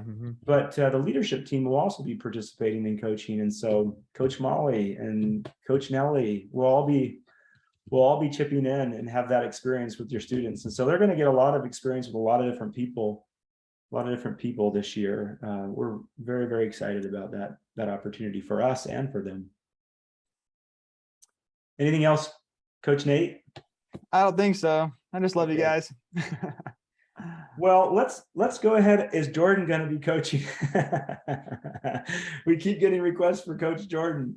We're going to have him back for a special guest. That's what I was just going to say. Keep your eyes open for the special events this year, because we might be able to help you out with that one. Yeah, Coach Jordan was so good. We love Coach Jordan. We were so sad to lose Coach. I think he's actually a sound engineer for the church now. You remember he was a drummer, right? He loves all things music and anyway, yeah, we love Coach Jordan too. Any questions? Okay, go ahead and just raise your hand, your digital hand, and I'll see them, and we'll just we'll go ahead and answer as many of them as we have time to. We took a lot more time this time than we have in previous sessions, but First, a lot of good things. can we just answer a couple of questions? Will Math and Language Arts printouts be available in the print shop? I hope so. Oh, you're talking about it's like the supplemental supporting like problem sets and those kinds of things. Yeah. Yeah. Then the eventually. other question. The other question. Oh, go ahead, send it- April. We're trying to send it as one entire domain together, and so not by the 15th, but hopefully as soon as we can. Yeah, that's right. Okay, and then the second question is, people, you talked, April, about the materials, learning materials and all of that being available at certain times, but people really want to know what's available before anything even starts. They want to know if they can get any kind of materials list or reading list or anything before class even starts. I'm guessing no, but I'm just gonna turn that over to you. If I work 24 hours a day for the next 2 weeks, I might be able to get that for you. So no? Please sleep, April. I know my family likes clean clothes and they like to eat. My children think that dinner is important. So I can't work 24/7 and I do need to sleep. So yes, I understand that you want the list of reading in advance. So I'm going to give you a little hint. The first Foundations week, there is no specific, I'm speaking from the hip. So I don't think there's any specific pre-reading for Foundations week. And then the first 2 weeks of growth, we will provide all of the files that you need for reading. It's a very specific, I don't want to give it all away because it's super exciting. It is. But it's going to be so fun. We will provide all of the pre-reading will be things that you'll need to print because it's very specific to the actual course that we're going to be doing. And then the next unit of study is world studies. And when you log on the 15th, all of those lessons for the whole entire first term, so that would be the first 9 weeks because foundation weeks and the 8 weeks, you'll be able to see all of the pre-reading for that. So you will have 3 weeks before you to get the pre-reading for world studies, but I will try and add it to my list to create a separate list of the books. I just have not had time to do that. And maybe Clarissa, my curriculum development manager, is on here. She might be able to help me with that. I'm on it. Yeah. We'll work on that. As far as materials, I do want to talk about that because I know parents are like, oh, it's always a money thing. And it's always like, we want to keep you in the know. The materials lists are not long. I want to first share that with you, but it's if you need anything special, like last year, remember sometimes we'd have lessons and you'd be like, oh, I need a specific gummy. We're making that one time we did like a gummy thing with gummy worms and pudding and you don't want to be the mom that's stuck without the gummy worms. Right. And so I'm really populating that into the site. So you as a parent can look ahead and be like, is there anything okay, I need a poster board or I need gummy worms or I need something like that. But we're not asking for anything unusual except for botany, which you're going to need to get pea seeds, but we'll send all of that information will be in the platform and that science is last. So that's the only really unusual thing in the first term that I can think of. Can you think of anything, Peter, that is? No, I just keep thinking you're way further ahead than we've ever been. So you're being very self-critical right now. What you're giving them is more than they've ever gotten from us without you. So they'll have it. Can I add to that just a little bit? A lot of the record assignments as well, we're trying to be flexible and give you options. And so maybe you're creating a certain thing, but you can make it as a poster, or you can write, or you can make a digital something. And so you can also be flexible that way. And then same thing with pre-reading, like all the pre-reading is wonderful. But a lot of times it's not absolutely essential, or you can swap it out for something else. So we're trying to make it as user friendly as possible. Yeah, thinking about the worldwide audience who, I mean, to ask them to go get peas is not as easy as it is for us to go down to the store and get some peas. So it's yeah. Good addition, Clarissa. Thank you. Okay. Molly, did you have anything else before we go to Ashley, then the Everharts, then the Wilcox family? Okay, go ahead, Ashley. Okay, I'm assuming it's me. There's lots of Ashleys in the Yeah, world. Ashley Crossley. Jump right in. So as far as I know, they're saying every child should have their own device. If I have two children that are in the same group, can they use the same device? Like, I'm just thinking if one device isn't working or things, could they get on together for the Explore? They could. And Yep. Yeah, it's all designed for a single user experience, meaning there are several times during the experience where they will be asked a question, right? And their camera will come on. And so the most important thing about device is that it has a camera. So it could be a tablet, could be a laptop, desktop, not a cell phone. It could be a cell phone, but it's not ideal, wouldn't be a good experience. But it needs to have a camera. That's the most important thing.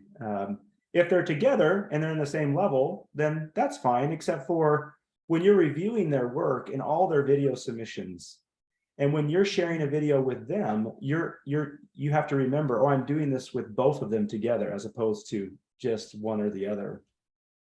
Yeah. Or don't they hop back onto the other one's dashboard, like use one dashboard, view everything together, hop on the other dashboard for them to complete and keep track of their points and stuff? Can I add to that too, though, because there are interactions during the videos that, so if you're sharing a device, then one child would be earning all of the points. Do you know what I'm saying? Like, yeah, they, in each of their own individual dashboards, as they complete the lesson, they're earning points towards the lesson completion. So let's say you're watching it on child A's dashboard, child B isn't earning points and it's not showing that they've completed that lesson. So there's just some little technical things like that, but nobody's going to be like, that's right. We're not going to come after you if you're sharing it. Yeah, and if it's not important to the parent, if points aren't important to the parent, then maybe that's not a big deal. And so really, could they then just do combined for the Zoom, for the group meeting maybe? Just because I don't really want all three of my kids in different rooms on computers. So usually they are. Yeah, usually they are together on the same device for class time. Mm-hmm. Okay. Yeah. Would you encourage that, Nate? Would it be better for the learning coaches if everybody was together in that house on one device? It'd have to be in the same age group too. If they're in the same class. Yeah. Yeah, good question. Yeah, I mean, it helps us eliminate the echo factor of having several devices in one house, which can be avoided. But that's one pro to having all the kids on one device for class time. It's also fewer windows for the coach to view. I always liked it. I always liked when I could, I'm thinking of the DeVore family and their 4 kids. Natalie, are you on here? Natalie DeVore? Yeah, we're here. Oh, yeah, look at those girls. Oh, I missed you guys. Well, I remember just seeing them all lined up, and it was just so nice for me as a coach to be able to see each of their kids, and it made it a lot as a coach. Instead of having to pay attention to 4 screens for the DeVore family, I'm looking at one screen and I'm seeing them all together. Yeah. I don't know. There's something about sitting shoulder to shoulder too that just, there has to be a benefit there, right? Kids not fighting, sitting next to each other. Oh, they still fought sometimes. We just muted it. Sure. Okay. Thanks, Ashley. Good question. The Everharts. Okay, so my question is I have someone in level 1 and I have someone in level 3. How does that work? They're on different paths. That's a good question. Their videos are very different. It's the same content, but for level 1, we brought it way down. We make no assumptions that they have prior knowledge. We simplify the verbiage that we're using as in the videos. Shorter videos, where level 3 is much longer. We go into much more depth. The questions are harder. the interactive questions throughout the video. So it's quite, you're going to have quite the range there. But when I'm doing the LiftEd and the videos for the hours, the schooling, is it all going to be dropped at the same time and I have one in one room doing it? Or you see what I'm saying? Yeah, you got it.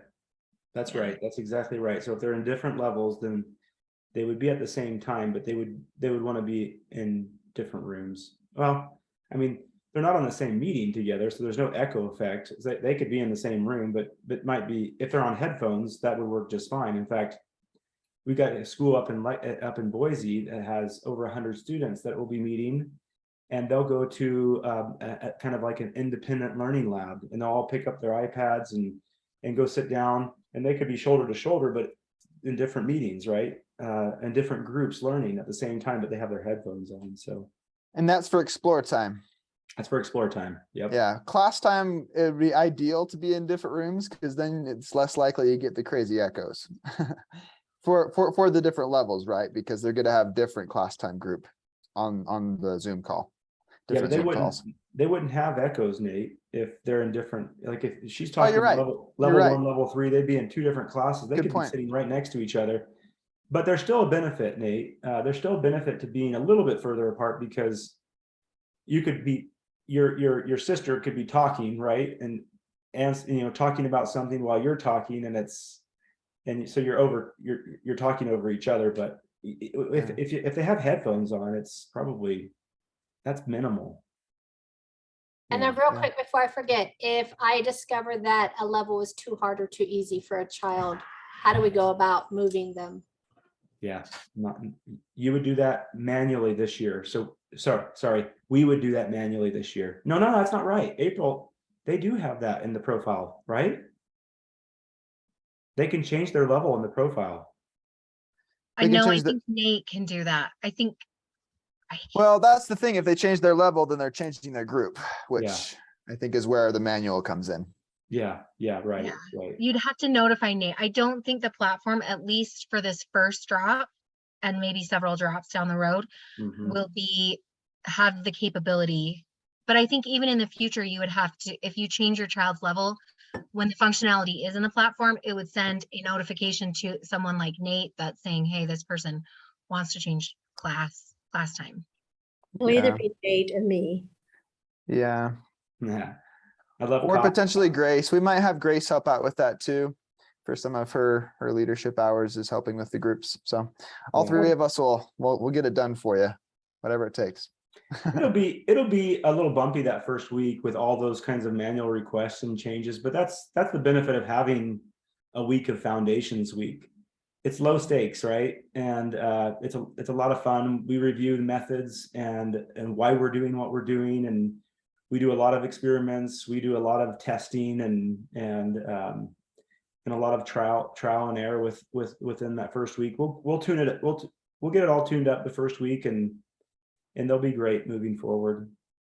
And we understand you're taking a leap of faith with us.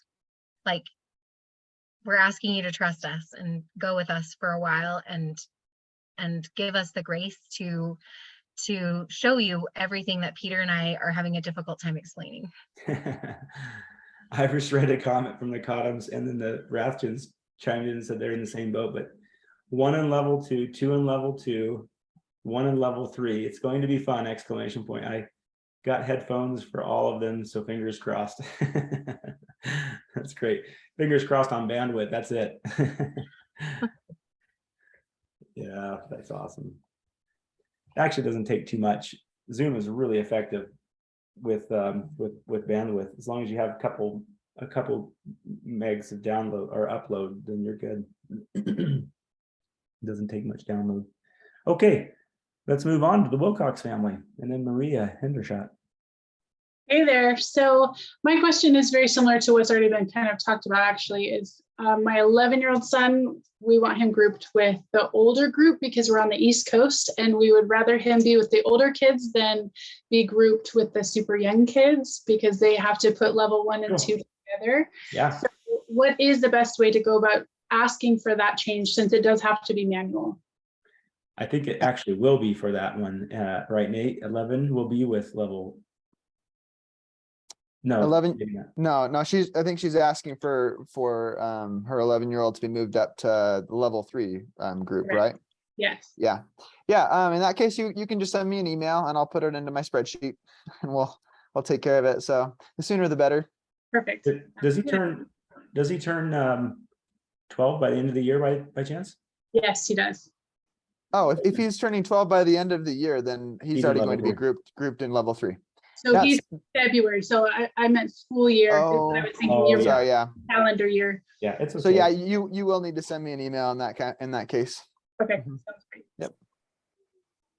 Hey, before I forget, we're going to do another webinar the day after the platform goes live for you. So if there's any questions and you're having a hard time finishing the profiles, we're going to do a webinar specific for tech support. Like, we're just going to have an hour on the 16th of August, the day after you get access to the platform, where you can just come on, and we're not going to be sharing anything. We're just going to be answering questions and helping you with the questions that you do have. So please know that, don't stress if on the 15th you can't figure something out or if something's not working for you. Just jump on with us on the 16th and we'll help you. Okay, Maria. Thank you. I had a question about, do we need to like prepare like their notebooks or anything beforehand? Or I know that supply lists are coming later, but is there anything like with their research notebooks that they need to have? Yes, it's not something that that's a really good question. April, do we have a foundations lesson on the notebook method? Is one of those foundations lessons on that notebook method? We've had that in past. Let me look. I've not been close enough to what Angie. So Angie Blatt actually was leading the development of all of our foundations lessons. And when I looked through the scope and sequence, it was unclear whether all of the foundations lessons from the family school was included. Like, I know I saw a timeline and I saw some of those things, but I wasn't sure if maybe we should like review It's all like the research in those 4 lessons together, but I don't know if we ever specifically talk about the 4Ring method, because it's in everything, right? Not 4Ring, student notebook. Oh, okay. So the student notebook, I think, is in the 3rd foundations lesson. So that will require some materials for them to get ready that week. Yeah. Let me do some digging. Give me a second. Okay. I would be surprised if Angie didn't include that as one of the foundations lessons that they'll have the first week, putting together their own student notebook. If not, it's an oversight. We need to figure out a way to incorporate that into Foundations Week, or maybe even in the week after. It might have been something she put in the live, like suggested for the live class too. Oh, that's possible. Yeah, which would be a great thing for coaches to do with the kids together.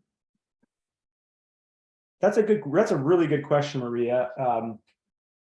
We'll just take a look and see where it's coming in. It needs to come in somewhere, because that's how the children record. That's how they keep a record. It's one of the most important methods, principal approach methods that we use at the school, the student notebook method. So I'm going to reach out to Angie and see what we can figure out, because I know she had suggestions for the live class, and that may be coming in there.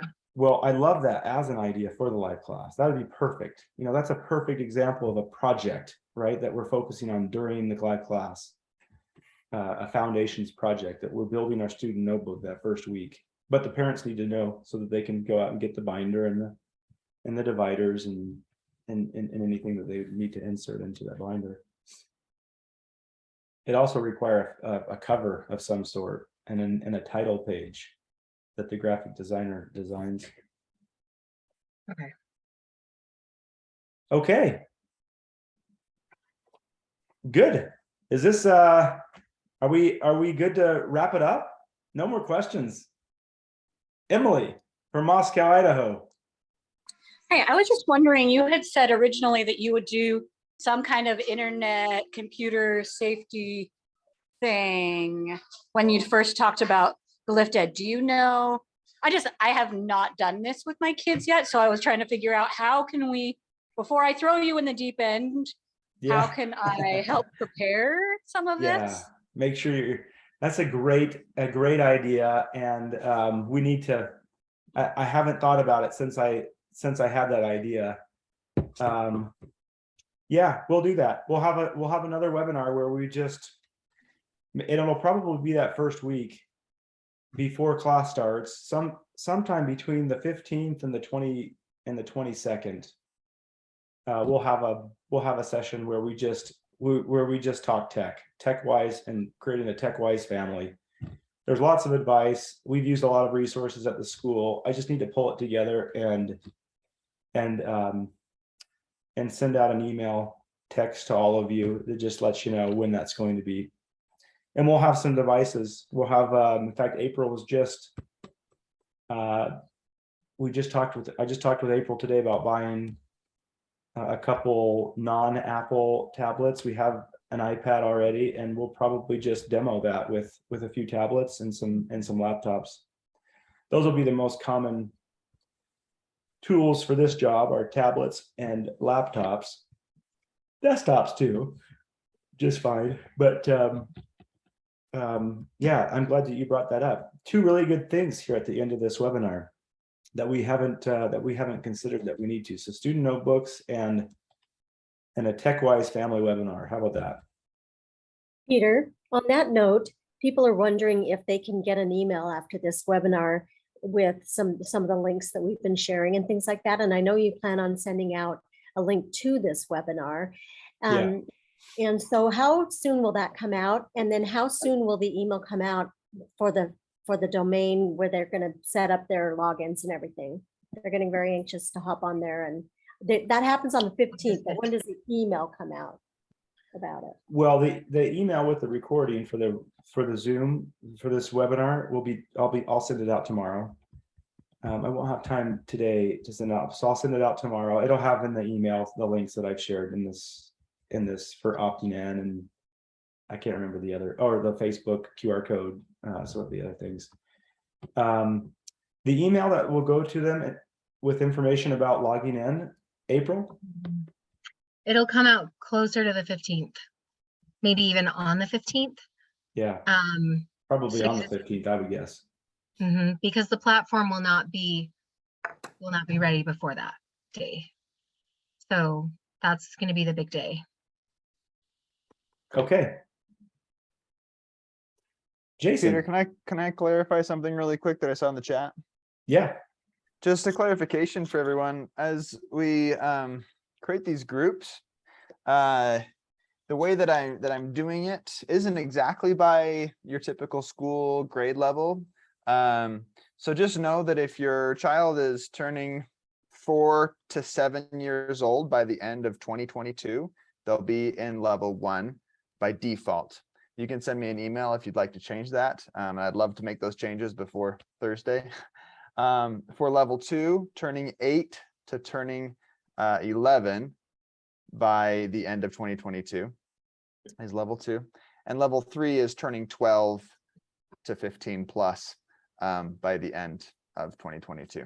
So those are the age brackets. And we're doing it similar to the way the church does things as far as by the calendar year. So hopefully that helps clarify some things. Yeah, thank you, Nate. That's really helpful. I had one more thought, but I can't remember what it was. Let's just go back to the questions. Jason, did you have a question? Yes, sir, I did. Thank you so much for calling on me. Appreciate it. Of course. Hey, I was wondering, my wife and I, we are really big into traveling, and we love the flexibility that LiftEd and that American Heritage brings to this. This is a whole new adventure for us, and we would love to attend the American Heritage Convention over there. And we've got tons of friends in Utah, and we're from Texas. And so if anybody's listening, if you can, hit me up in Texas, that'd be great to get together. But, awesome. I mean, what are the dates that we have planned for this year's convention? That way I can already kind of Yeah. put that on our calendar and be ready for that. You're talking about the adult retreat, right? The spring retreat for adults and teens. I think so. I think it's where everybody goes, and it's, you know, everybody I think goes to the main campus, and you know, they pick up on different curriculums and do the whole 9 yards there. Yep. There's two retreats. There's two events that we do like this. One is for youth specifically, and one is for adults but teens are invited to that retreat as well. One's in the spring and one's in the summer. The youth retreat is happening next week, in fact. So Nate's actually feeling lots of the pressure right now because he's squarely focused and directing that whole youth retreat. We've got 200 youth coming in from all over the country. That's for 12 and up. And that happens in August. I have a feeling Nate's going to recommend that we do that at the end of July next year. I recommended it last year, but I didn't have enough votes. But I have a feeling Nate's going to drive that. So if I had to guess, I'd guess it's going to be end of July, 1st of August next year. The spring retreat, it'll be the 12th annual spring retreat. We've been doing that for a long time. And that will be, it's going to be pretty cool next year. We're doing something different. It's always been in March or April. Yep. Next year, we're going to do it early May because we're going to piggyback an annual event that the Lyceum Orchestra does at Thanksgiving Point. There's a beautiful park, a beautiful venue. It's called Thanksgiving Park. Ashton Gardens. Ashton Gardens. Yeah, the gardens. Thanksgiving Point Gardens. And they perform. They always invite some. Like this year, they had Gentry. Yeah, Gentry was there. That's right. And they play with Gentry. They play with a few artists. It's just a beautiful evening out there at these gardens. And so we're going to do the retreat on the day that they do their event, so that we can have the retreat all day and then break. We'll probably provide some dinner, give people time to get out to the gardens by 7. I don't know the day though yet, Jason. So yeah, I hear you. As soon as I know what the day is, we'll publish it. It's very likely early May though. All right. So while I'm here, I'm getting a bunch of people on chat saying, hey, I'm from Texas. It's like, look, guys, if you scroll through the chat, I put my email, I put my Facebook link. We're the Solis family from Texas. We would love to travel to you guys and meet up and just get together. I mean, this is the whole point. I mean, anywhere in I mean, we got tons of friends in Texas, Utah, Arizona, Knoxville, all throughout. I mean, you tell us where you're at. We'd love to hook up with you guys. It'd be great. So either way, scroll through the chat, hit me up. Yes, that's great. Well, the platform, you're going to find out real fast when you log in on the 15th. The platform will show you everybody that's within any proximity to you, right? And that's one of the fun things about the platform. The platform will actually turn into more of a social platform when it comes to communication. It'll incorporate a lot of the same tools that Facebook uses for sharing videos and images. And it won't this first year, but that's something that's forthcoming. But yeah, you'll be able to connect with people. And we'd love to have you come to Utah too. Everybody, we love when people come to Utah. Oh yeah. And we'll that's be the there. Wonderful thing about we'll be there, Utah. bro. Yeah. People come in for different events that the church is doing. They're visiting family, and then they stop by the school. We give them a little tour, and it's just fun to. We see people online, and so it's so awesome when families stop in. And these road schoolers like you, they're all over the place, and I would love to do that. I'm envious. I'm very jealous of you that you can road school. I would love to be able to road school. All right, my man. Thank you so much, brother. Yeah, thank you. Yeah. Okay, Nielsen's. Hey, I'm just new to all of this with American Heritage. So can you just explain the difference in Foundations Week versus, I think they called it Growth Week, if we're just doing the LiftEd program? Yeah, good question. It does kind of sound similar. There's some growth is a new course that we're building.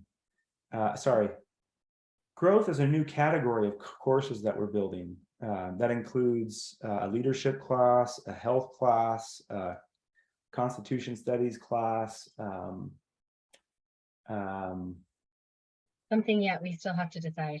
Yeah, lots of different courses, but I'm forgetting that we had like 6 that we were over the next couple of years that we're going to be developing, and we just kind of categorize those as growth courses because they don't fit so nicely into history or geography or art or music. And so the first growth course that we're offering this year is a leadership. It's a personal development kind of course for kids.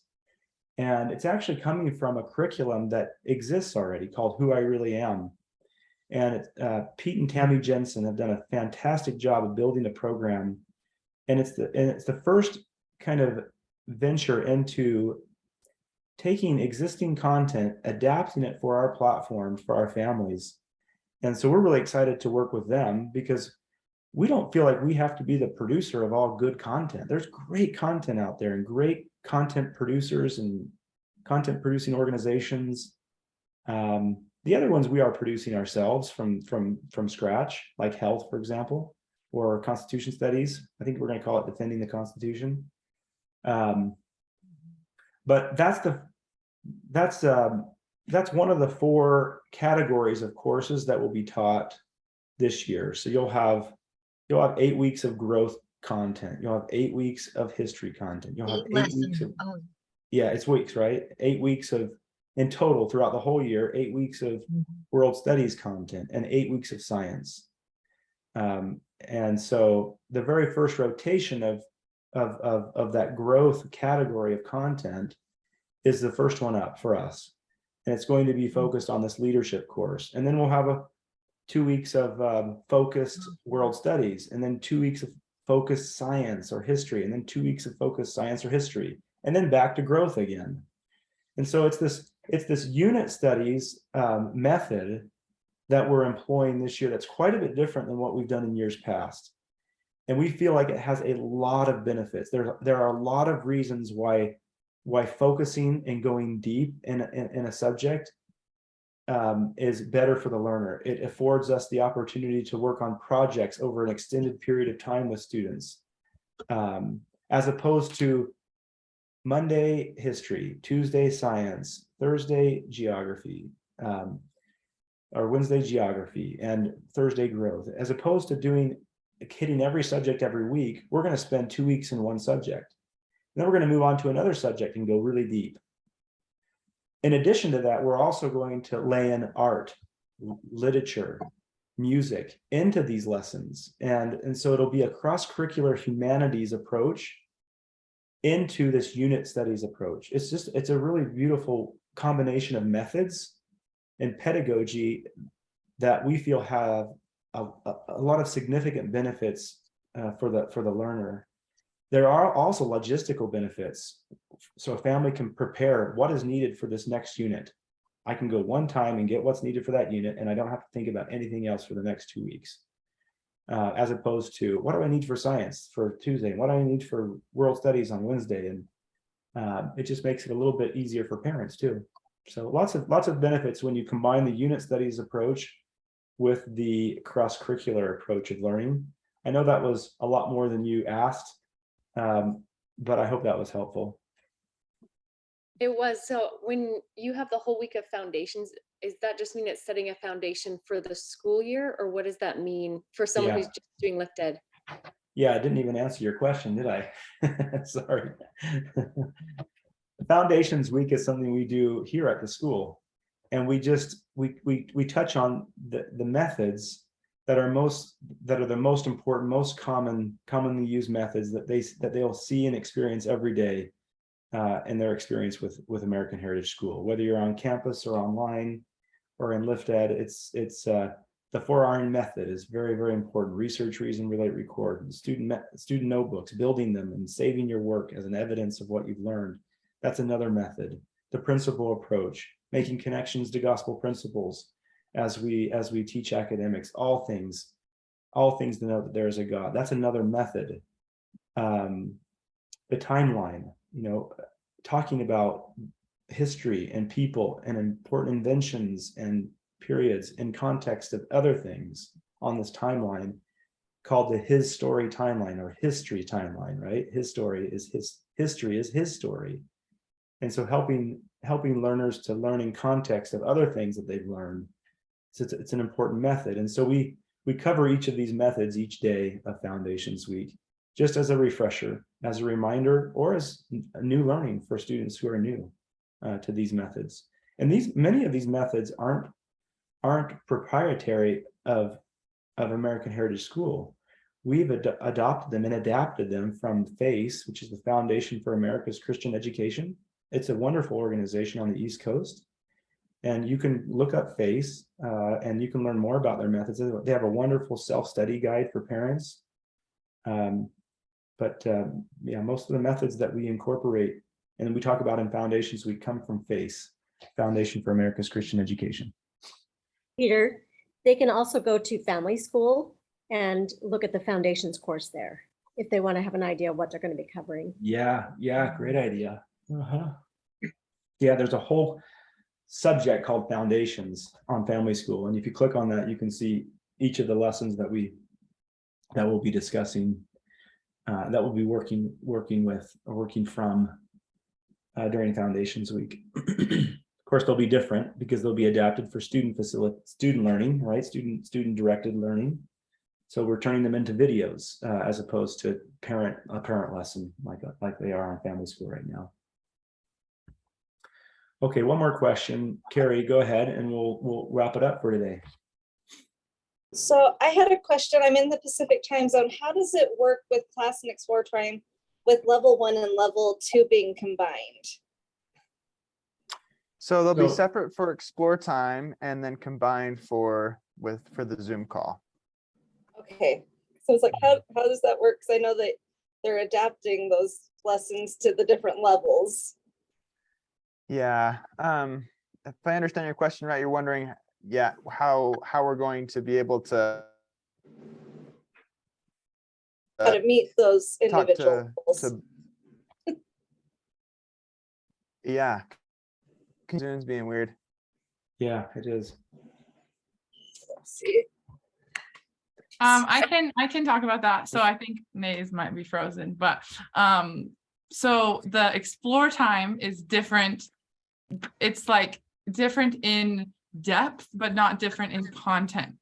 So I'm assuming that the language coaches will be able to kind of bridge the gap between like the levels, how complicated or how much depth they're going into, but because they're still talking about the same kind of content and they're doing similar assignments, and so it's not going to be like two totally different things.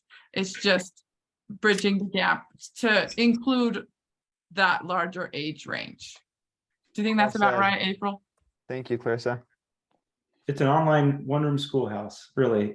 That experience, that class time feels a lot like a one-room schoolhouse experience, very similar to what it has been in years past, with learners as young as 5 years old learning with students who are 11 to even 12. Even 13 or 14 we've had in years past. Now that won't happen as much this year because we have a level for them, but there's some really remarkable things. It's not entirely conclusive what is better than the other. Having three different levels, there are pros and cons to both, I guess is what I'm saying. So if you're in a group, if your students are in a group that has students that are a little older that are combining level 2 and level 1, there are some really neat things that happen when younger ones are looking up to these leaders, these older students, and these older ones modeling and leading these younger ones. And it's something that we'll lose a little bit as we divide a little bit more into more specific age groups, but we feel like that's something that we need to experiment with this year too, for a number of reasons. Some counsel that we've received, some consulting that we've received, and yeah. Nate, okay. Well said. Thank you. Okay, very good. Thanks, Carrie. I see you just turned your camera on, so I know who I'm talking to now. Excellent. Thanks so much. Well, everybody, that was a wonderful webinar, a little longer than we anticipated, but lots of good questions. Hope everybody's very excited. You'll receive some information forthcoming about 2 coming webinars, and then you look for an email on the 15th. That'll be an exciting day for everyone. Thanks for going with us this year. All together now, right, Nate? That's right. Let's change the world. Let's all together now. All right. Have a wonderful day, everybody. Bye. Bye. Bye. Bye. Bye. Bye.